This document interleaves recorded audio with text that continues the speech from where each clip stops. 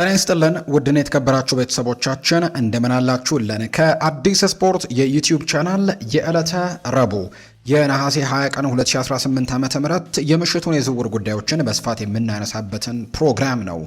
ዛሬም በድጋሚ ዘንተ እየተገናኘ ነው። ስለምታደምጡን ከኛ ጋር ስላላችሁ እኛንም እያደመጣችሁን ስለሆነ እጅጉን ከልብ አድርገን እናመሰግናለን። እንደተለመደው በዛሬው የምሽቱ ፕሮግራማችን የዝውውር ጉዳዮችን ሰፋ አድርገን ወደ እናንተ የምናደርስ ይሆናል። በተለይ አሁን የዝውውር መስኮቱ ወደ መጠናቀቁ እየተቃረበ ይገኛል። በርካታ ክለቦች ዝውውሮችን ለማጠናቀቅ ጥረቶችን እያደረጉ ነው። በጣም በጣት የሚቆጠሩ ቀናቶች ብቻ ናቸው የዝውውር መስኮቱ ሊጠናቀቅ እየቀሩ የሚገኙትና በዚህ ጉዳይ ላይ ሰፋ ያሉ ጉዳዮችን እናነሳለን። በተለይ እነ አርሰናል፣ እነ ማንቸስተር ዩናይትድ፣ እነ ቼልሲ፣ እነ ሊቨርፑል፣ እነ ሪያል ማድሪድ፣ እነ ባርሰሎናን ጨምሮ ትልልቆቹ የሚባሉ የአውሮፓ ክለቦች በዝውውር ገበያው ላይ ምን አይነት እንቅስቃሴዎችን እያደረጉ ነው የሚለውን ጉዳይ በስፋት ወደ እናንተም እያደረስን ቆይታን እናደርጋለን። እስከ ፕሮግራማችን ፍጻሜ ድረስ አብራችሁን እንድትቆዩ በአክብሮት እጋብዛለሁ። ያላችሁን ሀሳብ አስተያየት ታዲያ እናንተም እኛ ቆይታን ስናደርግ እናንተ ደግሞ ያላችሁን ሀሳብ ልጽፉልን ትችላላችሁ።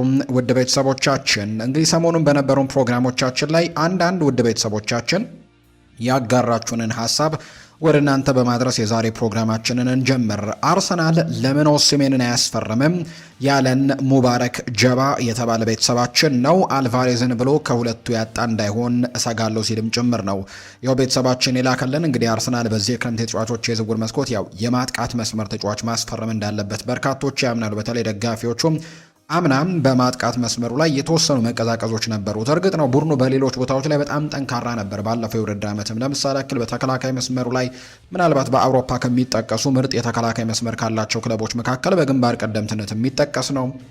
ከዛ ውጪ ደግሞ በአማካይ ስፍራው ላይም የዴክላን ራይስን የያዘውና ሌሎችም ተጫዋቾች ያሉበት የአማካይ ስፍራው በጣም ጠንካራ እንደነበር እናስታውሳለን። ከዛ ይልቅ ደግሞ ዘንድሮ ደግሞ ያን ቦታ በደንብ አጠናክሯል። በተከላካይ መስመር ላይ ኢዝራኤል ኮንሳን አምጥቶ አጠናክሮታል። ከዛ ውጪ ደግሞ በአማካይ ስፍራ ላይ ብሩኖ ጊማሬሽ ፈርመው ይሄ ቡድን በአማካይ ስፍራው ላይ በጣም መጠናከሩ የሚታወቅ ጉዳይ ነው። በአጥቂ መስመሩ ላይ ግን አሁንም ስጋቶች ያሉ፣ በተለይ አሁንም ቢሆን ተጫዋቾችን ማስፈረም የማይችሉ ከሆነና እንግዲህ ጉዳቶች የሚመጡበት ከሆነ አርሰናል በማጥቃት መስመሩ ላይ ሊቸገር እንደሚችል በርካቶች ያምናሉ። በዛ ላይ ደግሞ የለቀቁ ተጫዋቾች ያሉ፣ ለምሳሌ ያክል የሊያንድሮ ትሮሳርድን መልቀቅ እናስታውሳለን። እርግጥ ነው እሱን እንዲተካ ተደርጎ የመጣ ተጫዋች እንዳለ ብናውቅም፣ ክሪስቶስ ዞሊስ እሱን ለመተካት እንደመጣ ብናውቅም፣ ከዛ ውጪ ሌላኛው ተጫዋች የሆነው ደግሞ እንዲሁም የጋብሪኤል ሄሱስም የመልቀቅና ያለመልቀቅ ጉዳይ እስካሁን የተረጋገጠ ባይሆንም ነገር ግን የመልቀቅ እድሎች እንዳሉት ይታመናል። ሌላኛው ጋብሪኤል ማርቲኔሊም ወደ ሳዑዲ አረቢያው ክለብ አልሂላል ለማምራት በጣም ከጫፍ የደረሰ ከመሆኑ ጋር በተያያዘ አርሰናል የግድ የአጥቂ መስመር አማራጮቹን ማጠናከር ይኖርበታል ተብሎ ይታሰባልና ኦሲሜንን ለማስፈረም ንግግሮች እንደነበሩ የሚያሳዩ መረጃዎች ነበሩ። ነገር ግን ጋላት ሰራይ ይህንን ተጫዋች የመልቀቅ ምንም አይነት ፍላጎት እንዳላሳዩ ይታወቃል። አሁን አርሰናል ሙሉ ትኩረታቸውን ሁሊያን አልቫሬዝን በማድረግ እየተንቀሳቀሱ ይገኛሉ። በቀጣይ ፕሮግራማችን እንግዲህ በዚህ ፕሮግራማችን ላይ ሰፋ ያሉ ጉዳዮችን እናነሳለን። ሌላኛው ሀሳቡን የላከለን ቤተሰባችን ጋዲሳ ሰለሞን የተባለ ቤተሰባችን ነው። ስለ ባርሴሎና ሲልም ነው ሀሳቡን የላከልን። ስለ ባርሴሎና እንድናወራም በዚህ ፕሮግራም ላይ ለማንሳት እንሞክራለን። ያው ሁሊያን አልቫሬዝን ስናነሳ የባርሴሎናንም ጉዳይ ማንሳታችን አይቀሬ ነው የሚሆነው። ምክንያቱም ባርሴሎና እንግዲህ የሁሊያን አልቫሬዝ ተመራጩ ምርጫ ወይም ተመራጩ ቦታ እንደሆነ ጥያቄ የለውም። ነገር ግን አትሌቲኮ ማድሪዶች ግን ይህንን ተጫዋች ወደ ባርሴሎና እንዳያመራ ግን እንዳገዱት ነው እየተገለጸ የሚገኘውና በዚህ ምክንያት ባርሴሎና ይህንን ተጫዋች የማግኘት እድሉ እየጠበበ የመጣ ቢሆንም ነገር ግን አሁንም ይህንን ተጫዋች የማስፈረም ተስፋዎችን ይዘው እንቅስቃሴዎችን እያደረጉ ነው። ምናልባት የዚህ ተጫዋች የዝውውር ጉዳይ ካልተሳካ ግን ባርሴሎናዎች እርግጥ ነው እንደ ፕላን ቢነት የሚይዟቸው አማራጮች አሏቸው። እነ ላውታሮ ማርቲኔስ፣ እነ ቪክተር ዮኬሬሽ ስማቸው እየተነሳ ይገኛል። ነገር ግን በእነዚህ ተጫዋቾች ላይ እምነት እንደሌላቸውና ምናልባት በዚህ የዝውውር መስኮት ሁሊያን አልቫሬዝን ማግኘት የማይችሉ ከሆነ ተጫዋቾችን የማስፈረም እድላቸው ጠባብ እንደሆነ ተነግሯልና የባርሴሎናንም ጉዳይ በጥቂቱም ቢሆን ለማንሳት ሙከራዎችን እናደርጋለን። ወደ ቤተሰቦቻችን እናንተም ሀሳብና አስተያየቶቻችሁን ኮሜንት ቦክስ ላይ ያጋራችሁ ያላችሁን ሀሳብ እየሰጣችሁን ስምና አድራሻችሁን እየጻፋችሁ ከኛ ጋር ቆይታን አድርጉ። እኛ በፕሮግራማችን ደግሞ አብረን ስንቆይ እንግዲህ የእናንተን ሀሳብ መልሰን ወደ እናንተው እናደርሳለን። ዛሬ የተለያዩ ርዕሰ ጉዳዮችን በዝውውር ፕሮግራማችን ላይ እናነሳለን። በቀዳሚነት የምናነሳው ርዕሰ ጉዳይ የሊቨርፑል ጉዳይን ነው የሚሆነው። ሊቨርፑሎች አሁን ብራድሊ ባርኮላን ለማስፈረም የተሻለ ደረጃ ላይ እንዳሉ ይፋ ተደርጓል። በዚህ የክረምት ተጫዋቾች የዝውውር መስኮት ሊቨርፑሎች የክንፍ መስመር ትልቁ ኢላማቸው እንደሆነ ያንን ቦታ ማጠናከር ትልቁ ስራቸው እንደሆነ በተደጋጋሚ ጊዜ ሲገለጽ እንደነበረ የምናስታውሰው ነውና ባርኮላን ለማስፈረም በጣም ትልቅ ጥረቶችን አድርገዋል የዝውውር መስኮቱ ከመከፈቱ ጊዜ ጀምሮና አሁን ላይ ምናልባት ፍሬ ሊያፈራ የሚችልበት እድሉ እንዳለ እየተገለጸ ነው። ያው ዝውውሩ ሊጠናቀቅ ይሄ ሳምንት የመጨረሻው ነው። ሴፕቴምበር 1 ነው የዝውውር መስኮቱ የሚጠናቀቀው። 6 አካባቢ ቀናቶች ብቻ ናቸው የሚቀሩትና በዚህ ምክንያትም እንግዲህ አሁን ባርኮላን የማስፈረሚያ የመጨረሻ ሳምንታቸው ላይ ደርሰዋል። እሱን ጉዳይ እንመለከታለን። ሊቨርፑል ከባርኮላ ውጪ ከሁለት ተጫዋቾች ጋርም ስሙ እየተነሳ ነው። ከዛው ከፓሪስ ሰን ዠርሜን ኢብራሂማ ኤምባዬ ስሙ ይነሳል። ሌላኛው ከብራይተን ኤንድ ሆቭ አልቢየን ያኩባ ሚንቴም የሊቨርፑል ሌላኛው ተመራጩ የክንፍ መስመር ተጫዋች እንደሆነ እየተገለጸ ነው። ሊለቁ የሚችሉ ተጫዋቾች እንዳሉ በስፋት እየተነሳ ይገኛል። ከሊቨርፑል ጋር የተያዙ ሰፋ ያሉ የዝውውር ጉዳዮችን በዛሬ ፕሮግራማችን እያነሳን ቆይታን የምናደርግ ነው የሚሆነው። ሌላኛው ከማንቸስተር ዩናይትድ ጋርም የተያዙ የዝውውር ጉዳዮችን እናነሳለን። ውድ ቤተሰቦቻችን በማንቸስተር ዩናይትድ ቤት አሁን ትልቅ ዝውውሮች ይደረጋሉ ተብሎ ከዚህ በኋላ አይጠበቅም። የዚህ የክረምት ተጫዋቾች የዝውውር መስኮት የማንቸስተር ዩናይትድ ትልቁ ኢላማ የነበረው የአማካይ ስፍራውን ማጠናከር ነበር። እስከ 150 ሚሊዮን ፓውንድ መድበው እንደነበር እናስታውሳለን። ለዚህ የአማካይ ዲፓርትመንቱን ለማጠናከርና ያንን ያደረጉ ይመስላሉ። 3 ተጫዋቾችን በዛ ቦታ ላይ አምጥተዋል። አንድሬ ሳንቶስ ዝውውር መጠናቀቁን እናስታውሳለን። ዩሪ ተለማንስም እንዲሁ ከአስተን ቪላ ይህንን ቡድን መቀላቀሉ ይታወሳል። አሁን ደግሞ ካርሎስ ባሌባ ይህንን ቡድን ተቀላቅሏል። ትላንትና እንደውም ይፋዊ ፊርማውን ማኖሩን እና ትላንትና በርከት ያሉ ሀሳቦችን መስጠቱን ተመልክተናል። ለማንቸስተር ዩናይትድ ለመጫወትም በጣም በጉጉት ላይ እንዳለ ጭምር ይፋ ሲያደርግ ተመልክተናልና አሁን ላይ የማንቸስተር ዩናይትድ ተጫዋች መሆኑ ተረጋግጧል። 3ቱ ዝውውሮች በአማካይ ስፍራው ላይ በሚቀጥለው የውድድር ዓመት ዩናይትድን ለማጠናከር በጣም ትልቅ እገዛዎችን ያደርጋሉ ተብሎ ይታሰባል። በቀጣይ ምናልባት 2 ቦታዎችን ሊያጠናክሩ ይችላሉ እንጂ ግዴታ ሊያደርጉ ይችላሉ ተብሎ አይታመንም። ምናልባት ግን ዝውውሮችን ሊያደርጉ ይችላሉ ተብሎ የሚታመኑባቸው 2 ቦታዎች አሉ። አንደኛው በይበልጥ እንግዲህ የመሳካት እድል ይኖረዋል ተብሎ ይታሰባል። ምክንያቱም ማንቸስተር ዩናይትድ ያንን ቦታ ለማጠናከር በጣም በትልቁ እንቅስቃሴዎችን እያደረገ ስላለ ይህም የግራ ፉልባክ ቦታ ነው። ይሄኛው ምናልባት ከ2 ቦታዎች ለማጠናከር ካሰባቸው ቀሪዎቹ 2 ቦታዎች የአጥቂ መስመር ነው አንደኛው ደግሞ የግራ ክንፍ ቦታ ነው። ከሁለቱ አማራጮች ይልቅ የግራ ክንፉን የማጠናከር እድሉ በጣም ሰፊ ነው። ከዛ ውጪ በርከት ያሉ ተጫዋቾችንም እየተመለከተ ይገኛል ማንቸስተር ዩናይትድ። እንግዲህ አሁን ላይ 2 አማራጭ እንዳላቸው ይረዳሉ። አሌሃንድሮ ባልዴና ሳሊናስን የተመለከቱ መረጃዎችን ነው በስፋት እየተመለከተን የምንገኘው። በባልዴ ጉዳይ ግን ምናልባት ባልዴ ማንቸስተር ዩናይትድን ብቻ ሳይሆን ከባርሴሎና የመልቀቅና ወደ ሌሎች ክለቦች የመቀላቀል ፍላጎት እንደሌለው በተደጋጋሚ ጊዜ እየተገለጸ ይገኛል። በዚህ ምክንያት እሱን ማስፈረም ምናልባት አስቸጋሪ ሊያደርገው ይችላል። አንደኛ ነገር ባርሴሎና ከተጫዋች ከፍተኛ ገንዘቦች ካልቀረበለት በስተቀር የመልቀቅ ዕድሉ ጠባብ ሊሆን እንደሚችል እየተነገረ ነው። የተጫዋቹ ፍላጎትም በባርሴሎና ቆይቶ ፉክክሩን ከፍ ማድረግ ስለሚፈልግ ሌላኛው ሳሊናስ ነው። በጣም ጥሩ አማራጭ ይመስላል። በገንዘብ ረገድ በጣም ዝቅ ያለ ኢኮኖሚካል ዝውውር ይሆናል ተብሎ ይታሰባል። በጣም ለረጅም ጊዜ ማገልገል የሚችል ተጫዋች ነው። ከሉክሾ ልምዶችን መቅሰም የሚችል ከሆነ ደግሞ በጣም ፈጣን ወይም ደግሞ በዛ ቦታ ላይ ቶሎ መፍትሄዎችን የሚሰጥ አይነት ተጫዋች ተደርጎ እንኳን ባይቆጠር፣ ነገር ግን አንዳንድ ጨዋታዎችን ሉክሾውን እየተካ ልምዶችን በደንብ እየቀሰመ ለሚቀጥሉት የውድድር ዓመታት በጣም በትልቅ ደረጃ ማደግ የሚችል አይነት ተጫዋች ተደርጎ ይቆጠራል። እሱን ጉዳይ እንመለከታለን። ሌላኛው በአጥቂ መስመር ላይ ነው ማንቸስተር ዩናይትድ እያቀደ የሚገኘው አሁን የጆሹዋ ዘርክዚ መልቀቅ እውነት ሊሆን እንደሚችል ወይም ደግሞ ፍንጮች እየታዩ እንደሚገኙ ነው እየተገለጸ የሚገኘው። ምክንያቱም ከተለያዩ ክለቦች ጋር ስሙ እየተነሳ ነው። ለምሳሌ ያክል ዩቬንቱስ ይህንን ተጫዋች ለማስፈረም ከዚህ ቀደምም ፍላጎት እንደነበረው ሲገለጽ ነበር። አሁንም ዩቬንቱስ በገበያው ላይ ይህንን ተጫዋች የመፈለጉን ነገር እንደቀጠለ ነው ያለው። ከዛ ውጭ ሌላኛው የአስተን ቪላም የዚህ ተጫዋች ፈላጊ እንደሆነ የሚያሳዩ ነገሮችን እየተመለከተን እንገኛለን እና በዚህ ምክንያት የጆሹዋ ዘርክዚን ጉዳይ እንመለከታለን ተብሎም ይታሰባል። እሱን ጉዳይ እናነሳለን። ሌላኛው ከአርሰናል ጋርም የተያዙ ጥቂት ጉዳዮችንም ለማንሳት እንሞክራለን። አርሰናሎች ሁሊያን አልቫሬዝ ላይ ያላቸው ጉዳይ ምንድን ነው? ሁሊያን አልቫሬዝን ስለማስፈረም እየጣሩ የሚገኙበት መንገድ ምን ያክል ነው የሚለውን በስፋት እንመለከታለን። ይሄኛው ተጫዋች 3 ክለቦችን አሁን አፋጧል። አርሰናልን፣ ባርሰሎናን እና ክለቡ አትሌቲኮ ማድሪድን። በቀጣይ የሚወስነው ውሳኔ ከ3ቱ ክለቦች አንዱ ላይ ቀጣይ የውድድር ዓመትን እንድንመለከተው ያደርጋል ተብሎ ይጠበቃልና የተጫዋቹ ውሳኔ ምንድን ነው የሚሆነው? የቀሩት ቀናት በተለይ የቀሩት 6-5 አካባቢ ቀናት በዚህ የክረምት የተጫዋቾች የዝውውር መስኮት የዝውውር ገበያ ላይ የሁሊያን አልቫሬዝ ቀጣይ መዳረሻ የሚወሰንባቸው ቀናቶች ይሆናሉ ተብሎ ይጠበቃልና በጣም ትልልቅ ውሳኔዎችን ማድረግ ይጠበቅበታል ተጫዋቹ። ከዚህ ተጫዋች ጋር የተያዙ ጉዳዮችን በስፋት የምናነሳ ነው የሚሆነው። ወደ ቤተሰቦቻችን እስከ ፕሮግራማችን ፍጻሜ ድረስ አብራችሁኝ እንድትቆዩ በአክብሮት ጋብዛለሁ። ቪዲዮአችንን ላይክ፣ ቻናላችንን ሰብስክራይብ እያደረጋችሁ ቆይታችሁንም ከኛ ጋር አድርጉ። ከመሸጋገሪያ በኋላ በድጋሚ ተመልሰን እንመጣለን። ፉአድ ባሩ ከመላው የስቱዲዮ ባለሙያዎች ጋር በመሆን ይህንን ፕሮግራም እየመራው ቆይታን አደርጋለሁ። ከመሸጋገሪያ በኋላም በድጋሚ ተመልሰን እስክንገናኝ ድረስ አብራችሁኝ እንድትቆዩም በአክብሮት ጋበዝኳችሁ።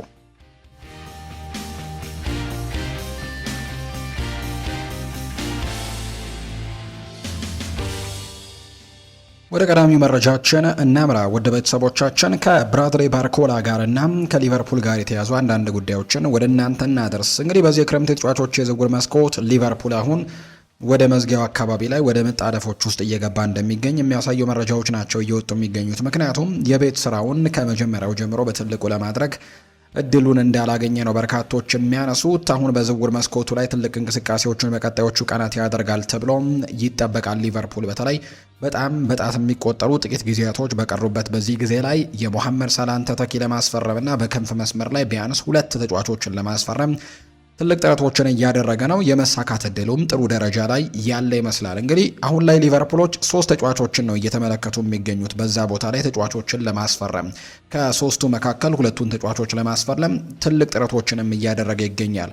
እንግዲህ እነዚህ ተጫዋቾች ብራድሊ ባርኮላ፣ ያኩቡ ሚንቴና ኢብራሂማ ኤምባዬ ናቸው። ባርኮላ የመጀመሪያ ምርጫቸው ነው። ይሄኛው ተጫዋች ከግምት ውስጥ የሚገባ አይደለም፣ ወይም ደግሞ ይሄ ዝውውር መደረጉ ወደ መረጋገጡ የተጠጋ ጉዳይ ነው። ነገር ግን ከያኩቡ ሚንቴና ከኢብራሂማ ኤምባዬ መካከል ግን አንዳቸውን ነው ከሁለት አንዱን ሊያስፈርሙ የሚችሉበት እድል እንዳለና ባርኮላ ደግሞ ሌላኛው ፈራሚ እንደሚሆን ነው እየተገለጸ የሚገኘውና ስለዚህም በዚህ የክረምት ተጫዋቾች የዝውውር መስኮት እንግዲህ ሊቨርፑሎች እነዚህን ዝውውሮች ለማድረግ በጣም በትልቁ ጥረቶችን እያደረጉ ነው። እርግጥ ነው እስካሁን ያደረጓቸው ዝውውሮች ያሉ ለምሳሌ ቪክተር ሙኞዝን ማስፈረሙን እናስታውሳለን። በፕሪሚየር ሊጉ የመክፈቻ ጨዋታ ከኒውካስል ዩናይትድ ጋር በሴንት ጄምስስ ፓርክ መርሃ ግብራቸውን ሲያደርጉም እንዲሁ ተቀይሮ ገብቶ የፍጹም ቅጣት ምት የሚያስገኘው ተጫዋች እሱ እንደነበር እናስታውሳለን። ከዛ ውጪ ሮናልዶ አሮሆን በውሰት ከባርሴሎና የተከላካይ መስመሩን ለማጠናከር ያመጡት ተጫዋች እንደሆነ ባለፈውም እንግዲህ ያረጋግጠዋል። ከዛ ውጪ ሌሎች ተጫዋቾችም 2025 ላይ ፊርማውን ያኖረው ነገር ግን በዚህ የክረምት ተጫዋቾች የዝውውር መስኮት ቡድኑን የተቀላቀለው ጄረሚ ዣኳይንም ሳንረሳ ማለት ነው። በተለይ ባለፈው የክረምት ተጫዋቾች የዝውውር መስኮት ሊቨርፑል በጣም በትልቁ ራሱን ያጠናከረበት ነበር። 2 ጊዜ የእንግሊዝ የዝውውር ሪከርዱን ጭምር የሰበረበት ነበር። በአሌክዛንደር ኢሳክ ዝውውርና በፍሎሪያን ቨርትዝ ዝውውርና ጠንካራ ስብስብን አምና መገንባት ችሎ ነበር። ነገር ግን ያን ያክል ትልቅ ውጤትን ማምጣት አልቻሉም። እጅግ አስከፊ የሚባል ውጤት ነው ያመጡት። የአውሮፓ ቻምፒየንስ ሊግ ለመግባት እጅግ በጣም ተቸግረው ነበር።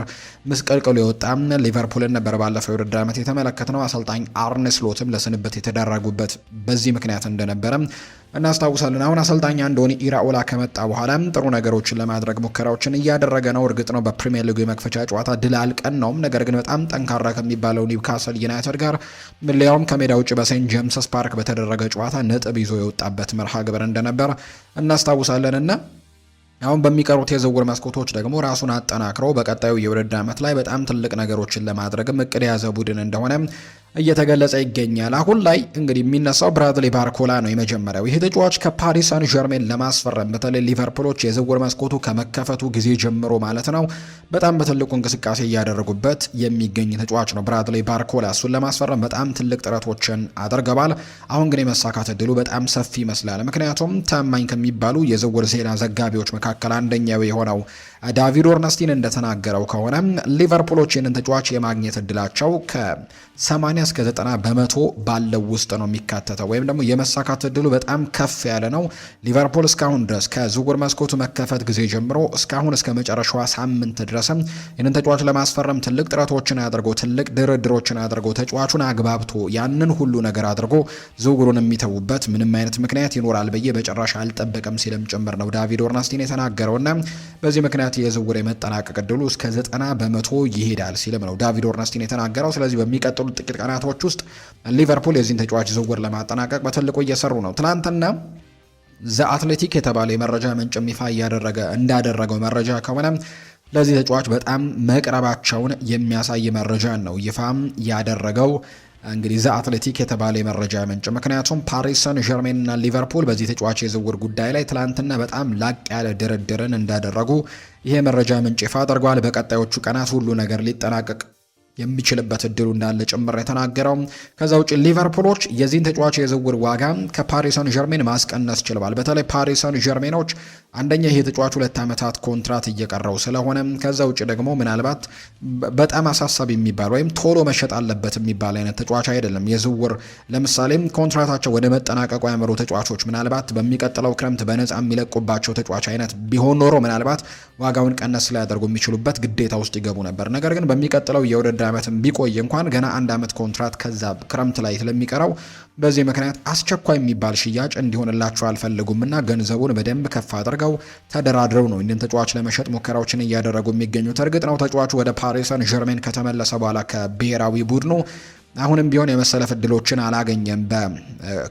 በሱፐር ካፕ ጨዋታ በአውሮፓ ሱፐር ካፕ ጨዋታ ከአስተን ቪላ ጋር በነበረው መርሃ ግብር ላይ አንድም ደቂቃ አላገኘም። እንደውም ከጥቂት ቀናቶች በፊት ወደዚህ ቡድን የተቀላቀለው ማግነስ አክሊዮሼ ጨዋታውን የጀመረበት መንገድን ተመልክተን ነበር። ከዛ ውጭ በቀጣዩ ጨዋታ ላይም እንዲሁ በፍሬንች ሊጓን የመክፈቻ ጨዋታ ላይም አቻ ሲለያዩ ይህንን ተጫዋች በጭራሽ የቡድን ስብስብ ውስጥም አላካተቱትም። በዛ ጨዋታ ላይ አዳዲሶቹ ፈራሚዎች እነ ፌራን ቶሬስ እነ ማግነስ አክሊዮሼ ከዛ ውጭ ደግሞ ሌላኛው ሚካ ጎትስም ጭምር በዚህ ስብስብ ውስጥ ቢካተቱም ወይም ደግሞ ሜዳ ላይም ጭምር የተመለከትናቸው ቢሆንም ነገር ግን ብራድሌ ባርኮላን በጭራሽ ቡድን ስብስብ ውስጥ አላካተተው አሰልጣኝ ሉዊስ ኤንሪኬ እና በዚህ ምክንያት ከሊቨርፑል ጋር የተገናኘበትን ጉዳይ በጣም ሰፋ ያደረገበት አሁን በፓሪስ ሰን ዠርሜን የመቆየቱ እድልን በጣም ጠባብ የሆነበት ጊዜ ላይ እንደሚገኝ ነው የመረጃ ምንጮቹ እየተናገሩ የሚገኙትና በቀጣይ ይሄ ዝውውር የመፈጸም እድሉ በጣም ሰፊ እንደሆነ እየተገለጸ ነው። መጀመሪያ ላይ ፓሪስ ሰን ዠርሜኖች ለዚህ ተጫዋች 170 ሚሊዮን ዩሮ አካባቢ ነበር እየጠየቁ እንደነበር ይፋ የተደረገው ወደ 145 ሚሊዮን ፓውንድ አካባቢ ማለት ነው ፓሪስ ሰን ዠርሜኖች ለዚህ ተጫዋች ይጠይቁ የነበሩት። ነገር ግን በድርድሮች ሊቨርፑሎች የዚህን ተጫዋች ዋጋም በትንሹም ቢሆን ማስቀነስ ችለዋል። 140 ሚሊዮን ዩሮ አካባቢ አስደርገውት ነበር። አሁን ደግሞ በመጨረሻ 117 ሚሊዮን ዩሮ በሚያወጣ የዝውውር ሂሳብ ለመስማማትም ትልቅ ድርድሮችን እያደረጉ እንዳለ እየሰማን ነው በባርኮላ ጉዳይና በቀጣይ ቀናት በእርግጠኝነት ሊቨርፑል ባርኮላን አስፈርሟል የሚል መረጃ መውጣቱ አይቀሬ እንደሆነ ነው ዳቪድ ኦርነስቲንም ጨምሮ እየተናገረ የሚገኘውና ይሄ ዝውውር በጣም በትልቁ እየገፋ የሚገኝበት ሰዓት ላይ ይገኛል። ስለዚህ የሊቨርፑል ደጋፊዎች ብዙም ስጋት እንዳይገባችሁ ባርኮላ ወደ ሊቨርፑል የመቀላቀል እድሉ በጣም ሰፊ ነው የሚል መረጃ ነው ዳቪድ ኦርነስቲን ያጋራው። አርሰናል ወደዚህ ዝውውር የመግባት እድሉ በጣም ጠባብ እንደሆነ ጭምር እየተገለጸ ነው። እርግጥ ነው የክንፍ መስመር ተጫዋች ያስፈልጋቸዋል፣ የአጥቂ መስመር አማራጮችን እየተመለከቱ ነው። ነገር ግን ወደ ባርኮላ ዝውውር የሚገቡበት እድል ግን በጣም ጠባብ እንደሆነ እየተገለጸ ይገኛልና ለሊቨርፑል በጣም መልካም ዜና ይመስላል። ነገር ግን ብራድሌ ባርኮላ ቢመጣ እውነት ሙሐመድ ሳላህን መተካት ይችላል ወይ? እጅግ በጣም አስቸጋሪ ነው የሚሆነው።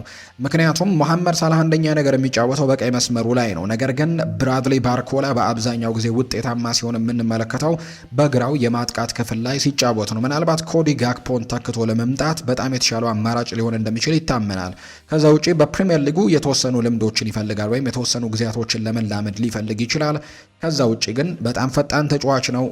ዋን ኦን ዋን ወይም ደግሞ ዋን ቪ ዋንን በጣም ጥሩ ተጫዋች እንደሆነ ምንም ጥያቄ የለውም። ድሪብል ያደርጋል፣ በጣም ፈጣን ነው። ተከላካዮችን ለመፈተን በጣም ጥሩ ተጫዋች ተደርጎ ይቆጠራል። መጠነኛ ያጨራረስ ችግር እንዳለበት በርካቶች ቢያምኑም ነገር ግን ጥሩ ተጫዋች እንደሆነ ጥያቄ የለውም።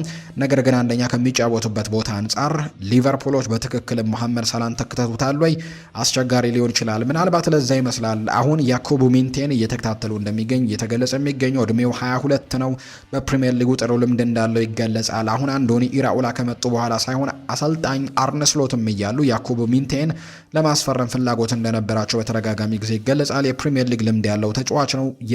የቀኙ የማጥቃት ክፍል ላይ የሚሰለፍ ተጫዋች ነውና ምናልባት እንግዲህ ሙሐመድ ሳላህን መተካት እጅግ በጣም አስቸጋሪ ይሆናል ተብሎ ቢጠበቅም ነገር ግን የተሻለው አማራጭ ሊሆን እንደሚችል የሚያሳዩ መረጃዎች ያሉ። እርግጥ ነው ተጫዋቹ እስከ ኦክቶበር ወር ድረስ አካባቢ ጉዳቶች እንዳሉበት ይታወቃል። ሊቨርፑል 2 ጊዜ ይህንን ተጫዋች ለማስፈረም ጥያቄ አቅርበው 2 ጊዜ ውድቅ ተደርጎበታል። 50 ሚሊዮን ፓውንድ አቅርበው ውድቅ ተደርጎባቸዋል። 60 ሚሊዮን ፓውንድ አቅርበው ውድቅ ተደርጎባቸዋል። ብራይተን በድርድሮች ላይ በጣም ከባድ ከሚባሉ ቡድኖች መካከል አንደኛው እንደሆነ ይታወቃል። በተለይ ገንዘቦችን አይጠሩልህም ወይም ደግሞ ይሄን ያክል ገንዘብ ክፈሉ ብሎ ተጫዋቾቹ ላይ ዋጋ የሚለጥፍ አይነት ቡድን አይደለም። የፈላጊ ክለቦች የሚያወጡትን ዋጋ ወይም ደግሞ መጀመሪያ የሚጠቅሱትን ዋጋ መመልከትን ምርጫቸው የሚያደርጉ አይነት ተደራዳሪዎች ተደርገው ይቆጠራሉ። ከማንቸስተር ዩናይትድንም ባሌባን ሲያስፈረም እንደዚህ አይነት ገጥሞት እንደነበረ የምናስታውሰው ጉዳይ ነውና አሁንም በሊቨርፑል ቤት ያን እየገጠማቸው ይገኛል። ነገር ግን እንደ በርካታ የመረጃ ምንጮች ግን ከ70 እስከ 80 ሚሊዮን ፓውንድ አካባቢ ይህንን ተጫዋች ሊገምቱት እንደሚችሉ የሚጠቁሙ ነገሮች ያሉ። በቀጣይ እንግዲህ ሊቨርፑል ይህንን ተጫዋች በዛ ዋጋ ለማስፈረም ጥረቶችን ያደርጋሉ ወይስ ደግሞ ውድ በመሆኑ ምክንያት ይሄ ዝውውር ትቶት ይወጣል ደግሞ የሚለውን ጉዳይ በቀጣይ በጥቂት ቀናቶች ውስጥ ውሳኔዎች ይወሰናሉ ተብሎ ይታሰባል። አሰልጣኝ አንዶኒ ኢራኦላ ግን ከሊቨርፑል ከኒውካስል ዩናይትድ ጋር አቻ ከተለያየበት ጨዋታ በኋላ ግን አሁንም ዝውውሮች ላይ እንሳተፋለን፣ ዝውውሮችንም ለማድረግ ጥረት እናደርጋለን የሚል አይነት ሀሳብን መስጠታቸውን እናስታውሳለን። ነገር ግን የኢብራሂማ ኤምባዬ የዝውውር ጉዳይ ግን የመሳካት እድሉ በጣም ሰፊ ነው።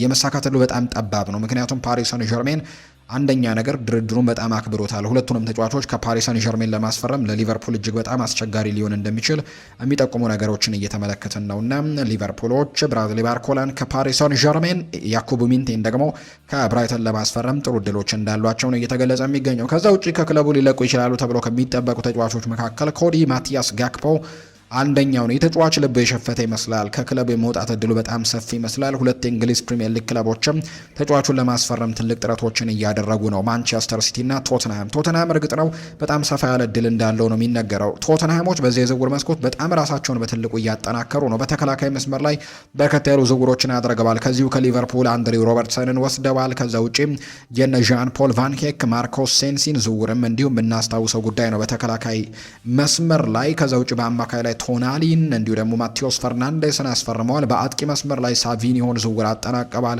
ኦማር ማርሙሽን ለማስፈረም ከጫፍ ደርሰዋል። ኮዲ ጋክፖንም ለማስፈረም ትልቅ እድል እንዳላቸው ነው የሚነገረው። ነገር ግን ዘግየት ብሎ ወደዚህ ዝውውር የተቀላቀለው ማንቸስተር ሲቲ ነው። የኤንዞ ማሬስካ ቡድን ኮዲ ጋክፖን ከሚፈልጉ ክለቦች መካከል አንደኛው ሆኗል። በተለይ ጃክ ግሪሊሽ ክለቡን ለቆ ስለሚወጣ፣ ጀረሚ ዶኩ ጉዳት ስላለበት፣ በተለይ ደግሞ ሳቪኒዮም ከክንፍ መስመሩ ላይ ስለተቀነሰ ያንን ቦታ ለማጠናከር በትልቁ እንቅስቃሴዎችን እያደረጉ ነውና ኮዲ ጋክፖንም ለማስፈረም ጥረቶችን ጀምረዋል። ነገር ግን ቶተናም የተሻለ እድል እንዳለውና የተሻለ እንደገፋም ጭምር ነው መረጃዎቹ የሚያሳዩት። በቀጣይ በእንደዚህ አይነት ጉዳዮች ላይ የሚወጡ መረጃዎችን እየተከታተለን ወደ እናንተ ማድረሳችንን የምንቀጥል ነው የሚሆነው። ውድ ቤተሰቦቻችን ወደ ሌላኛው ርዕሰ ጉዳያችን እናምራ። ከማንቸስተር ዩናይትድ ጋር ደግሞ የተያዙ ጉዳዮችን እንንገራቸው። ማንቸስተር ዩናይትድ በዝውውር መስኮቱ ላይ እንግዲህ ትልቁን ዓላማውን አሳክቷል ብሎ ማንሳት ይቻላል። የአማካይ መስመሩን በትልቁ ማጠናከር ነበር የማንቸስተር ዩናይትድ የዚህ የክረምት ተጫዋቾች የዝውውር መስኮት ትልቁ ዓላማ።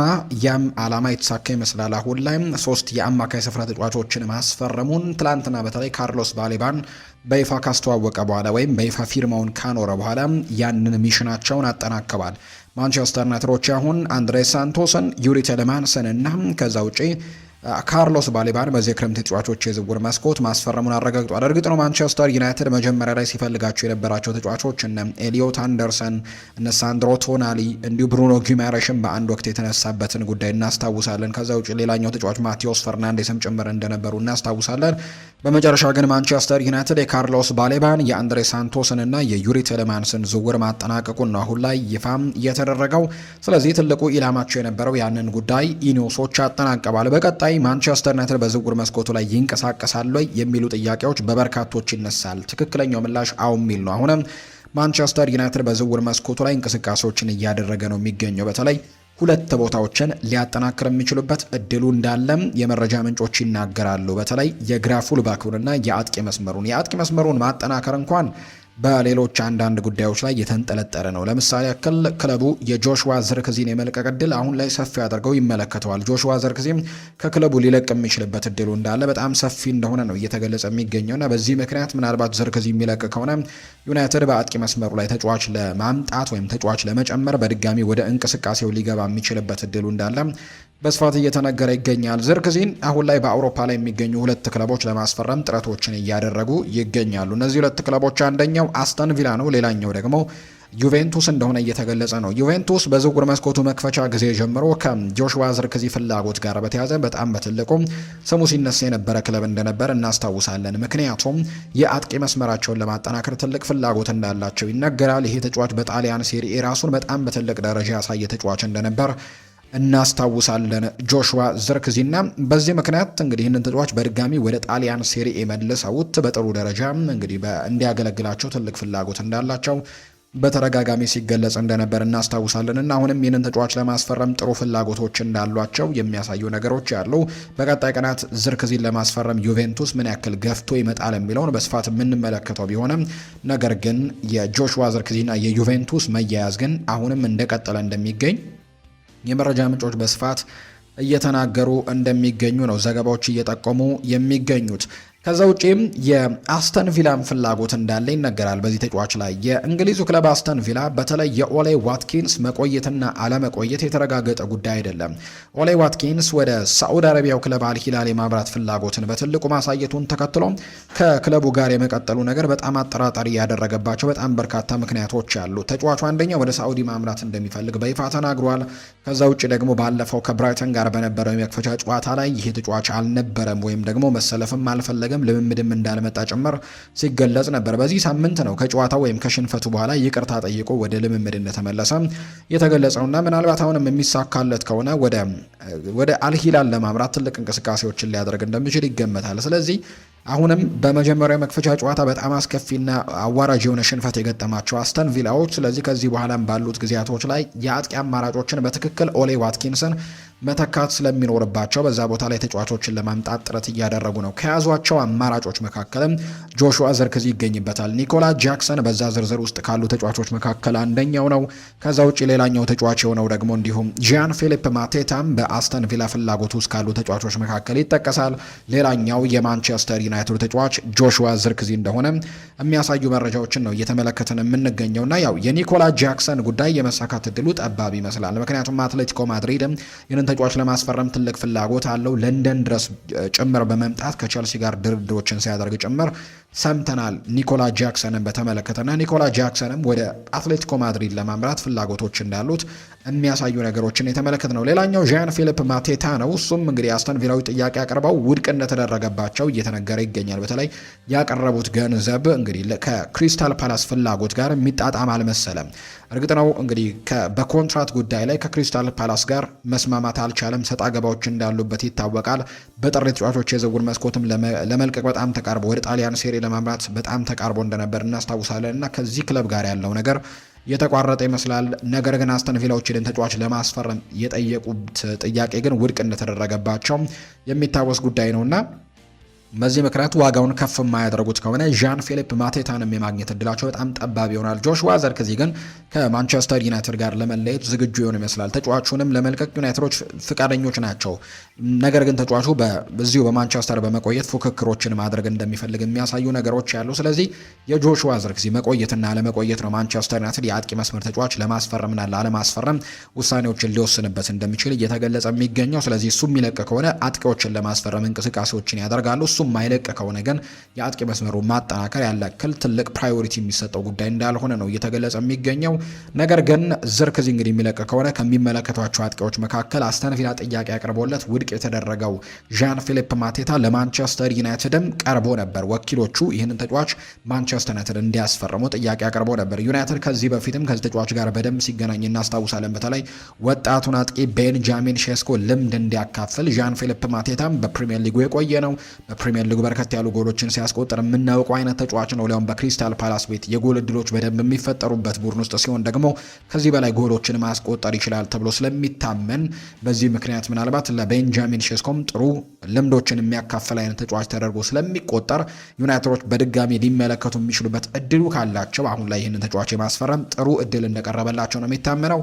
ስለዚህ የጆሹዋ ዝርክዚ መልቀቅና አለመልቀቅ ላይ ተንተርሶ ዩናይትድ አጥቂ ሊያስፈርም እንደሚችል ይታመናል። ሌላኛው የአሌሃንድሮ ባልዴና የሳሊናስ ጉዳይ ከማንቸስተር ዩናይትድ ጋር ይነሳል። ማንቸስተር ዩናይትድ አሁንም በተከላካይ ስፍራው ላይ በጣም ትልቅ ጥያቄዎች የሚነሳበት ቡድን እንደሆነ ጥያቄ የለውም። ያው በመሀል ተከላካይ ቦታ ላይም ጥያቄ ይነሳበታል። ነገር ግን ምናልባት አሁን የመሀል ተከላካዩን ከመጠገን ይልቅ የሉክ ሾውን ቦታ ማስተካከል ላይ ትልቅ እንቅስቃሴዎችን የሚያደርጉበት የዝውውር መስኮት ይሆናል ተብሎ ነው የሚጠበቀው። ሉክ ሾው አንደኛ እድሜው እየገፋ የሚገኝ ነው። እንግዲህ አሁን ላይ ማጥቃቱንም መከላከሉንም እንደ ድሮ በፍጥነት ማከናወን ይችላል ተብሎ የሚጠበቅ አይነት ተጫዋች አይደለም። በዛ ላይ ደግሞ በጣም በርከት ያሉ ውድድሮች ናቸው ዘንድሮ የሚደረጉትና በዚህ ምክንያት ዩናይትድ ያንን ቦታ የማጠናከር እድሉ በጣም ሰፊ ነው። እንደውም ከአጥቂው መስመር ይልቅ ይህንን ቦታ የማጠናከር እድሉ ነው በጣም ሰፊ ተደርጎ የሚቆጠረው። በዚህ የዝውውር መስኮት ከበርካታ ስሞች ጋር ተያይዞ ነበር። አሁን የቀሩት ሁለት አማራጮች ይመስላሉ። አንደኛው አሌሃንድሮ ባልዴ ነው።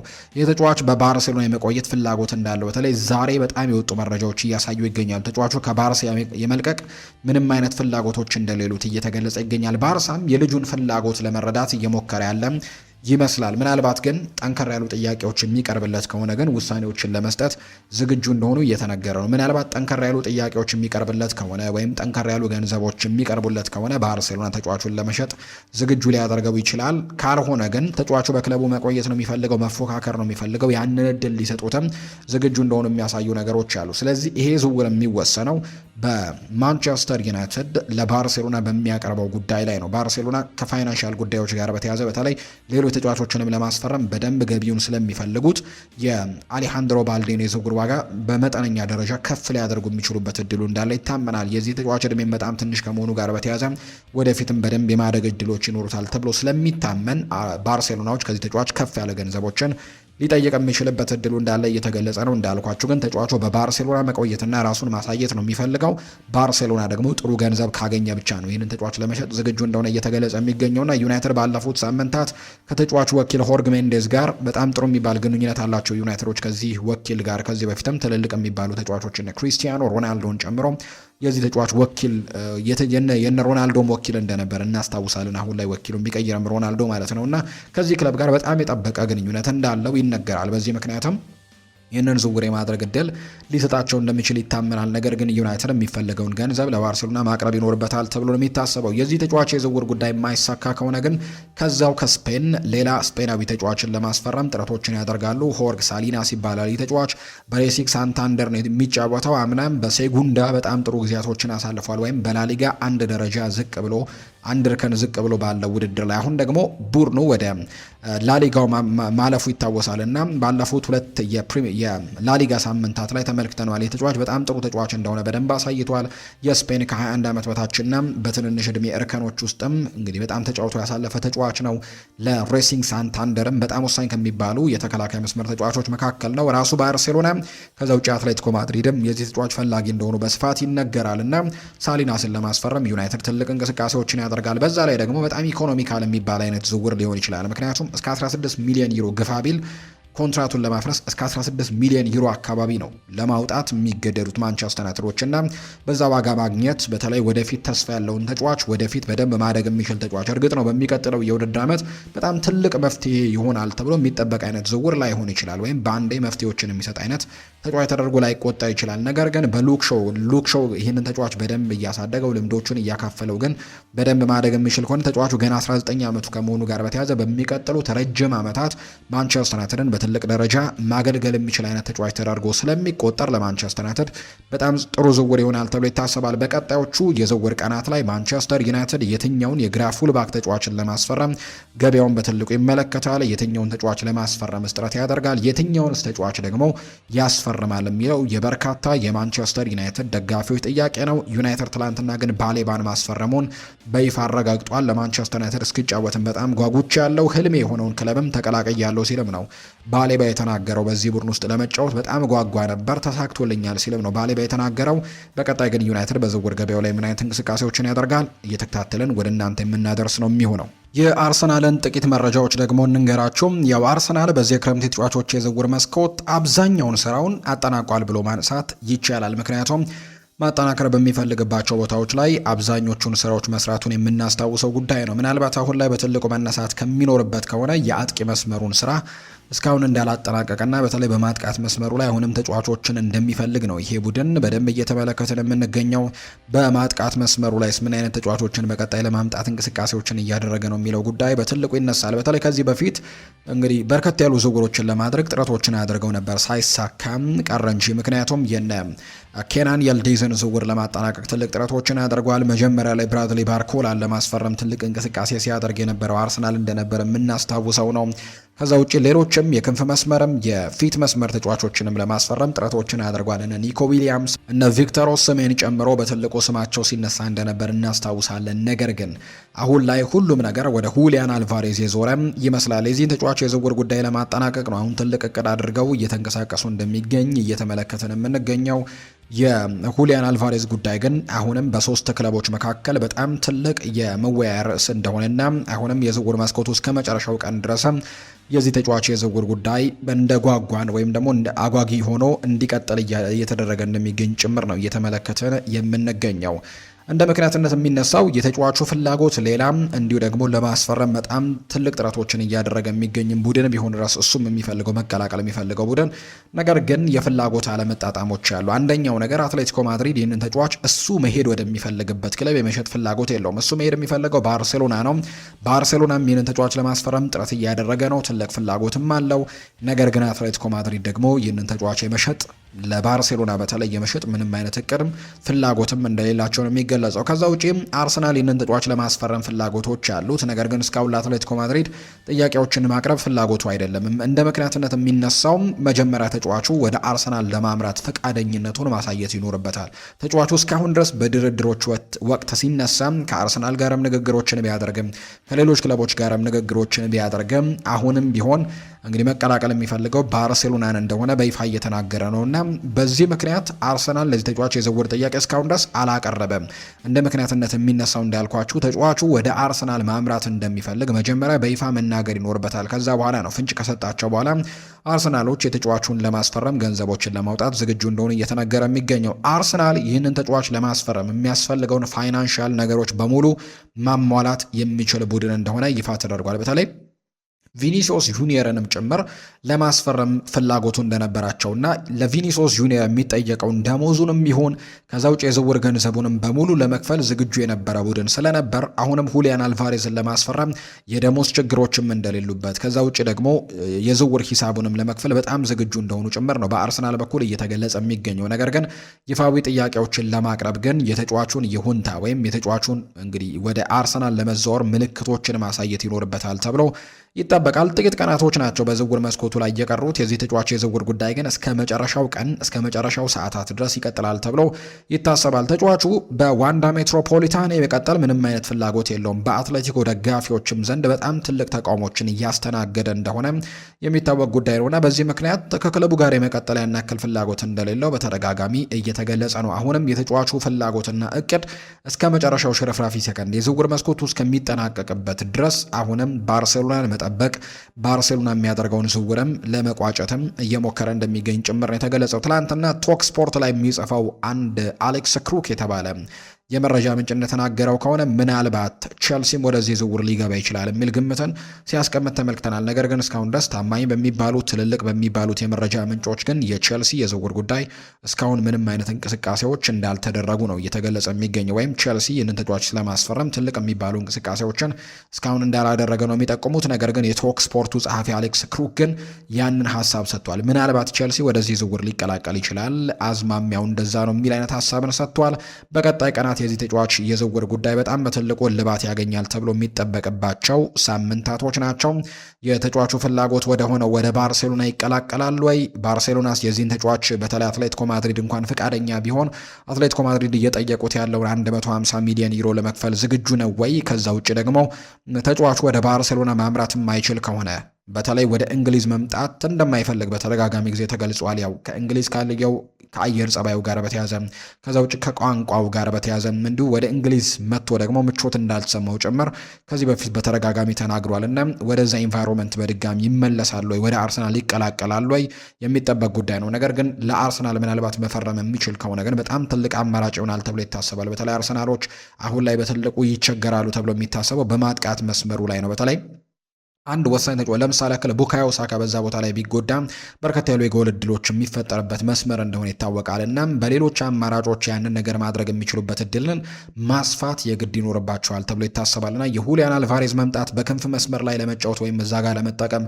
የሚያመች አይነት ተጫዋች ነው። በ9 ቁጥር ቦታ ላይ ልጠቀመው ከተባለ የሚሆን አይነት ተጫዋች ነው። ተደራቢ አጥቂ ሆኖ ወይ በ10 ቁጥር ቦታ ላይ በደንብ ማገልገል የሚችል ተጫዋች እንደሆነ ባለፉት የውድድር ዓመታቶች አሳይቷል። ከዛ ውጭ በፕሪሚየር ሊግ ልምድ ያለው ተጫዋች ነው። በሲቲ ቤት እንግዲህ የትሬብልን ሲያሸንፉ 3 ዋንጫዎችን ሲያሳኩ የዛ ቡድን አባልና ትልቅ ተጫዋች እንደሆነም ጭምር የምናስታውሰው ነውና በጣም ትልቅ ልምዶች ያሉት በፕሪሚየር ሊጉ። ስለዚህ ወደ አርሰናል መምጣት ቡድኑን በትልቁ የሚያሻሽለው ይሆናል ተብሎ ይጠበቃል። ነገር ግን የተጫዋቹ ውሳኔ ግን አሁንም አንድና አንድ ነው። ባርሴሎናን መቀላቀል ብቻ እንደሚፈልግ ነው እስካሁን ድረስ እየተናገረ የሚገኘው።